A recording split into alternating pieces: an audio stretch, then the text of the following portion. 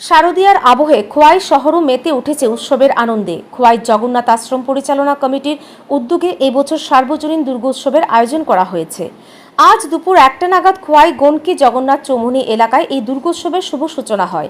উদ্বোধনী অনুষ্ঠানে উপস্থিত ছিলেন তেলিয়ামুড়া বিধায়ক কল্যাণী রায়, বিশিষ্ট আইনজীবী সুব্রত মজুমদার ও নীন গোপাল দেবনাথ সহ অন্যান্য অতিথিবৃন্দ।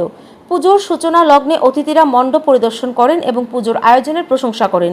উদ্বোধনী পর্বে বক্তৃতা রাখতে গিয়ে অতিথিরা জানান, দুর্গোৎসব শুধু ধর্মীয় আচার নয়, সামাজিক সম্প্রীতি ও সাংস্কৃতিক বন্ধনের প্রতীক।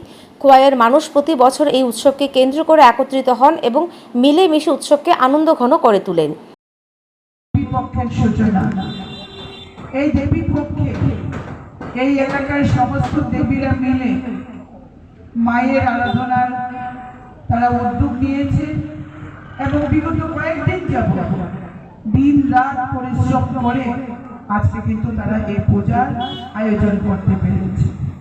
এত বড় প্যান্ডেল দেখে আমি সত্যি অবাক হয়েছি, এত বড় মূর্তি দেখে আমি অবাক হয়েছি যে প্রথমবারের পূজায় যার এত একটা ছাপ রেখেছে, আগামী দিনে আস্তে আস্তে এই পূজা একটা বিশাল পূজায় পরিণত হবে, এটা আমি বিশ্বাস করি।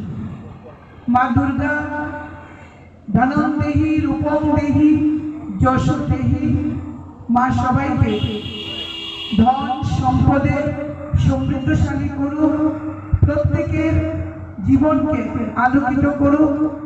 উল্লেখ্য, খোয়াই জগন্নাথ আশ্রম পরিচালনা কমিটি দীর্ঘদিন ধরে দুর্গাপুজোর আয়োজন করে আসছে। তাদের প্রচেষ্টায় এই পূজা এখন এলাকার অন্যতম প্রধান সার্বজনীন উৎসবে পরিণত হয়েছে।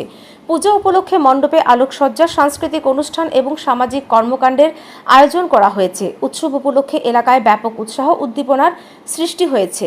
স্থানীয় বাসিন্দারা জানান, দুর্গাপূজার মাধ্যমে এলাকার সামাজিক সৌহার্দ্য আরও দৃঢ় হয়। আগামী কয়েকদিন ধরে চলবে পুজোর নানা আচার ও অনুষ্ঠান। ব্যুরো রিপোর্ট, ঋদ্ধি নেটওয়ার্ক।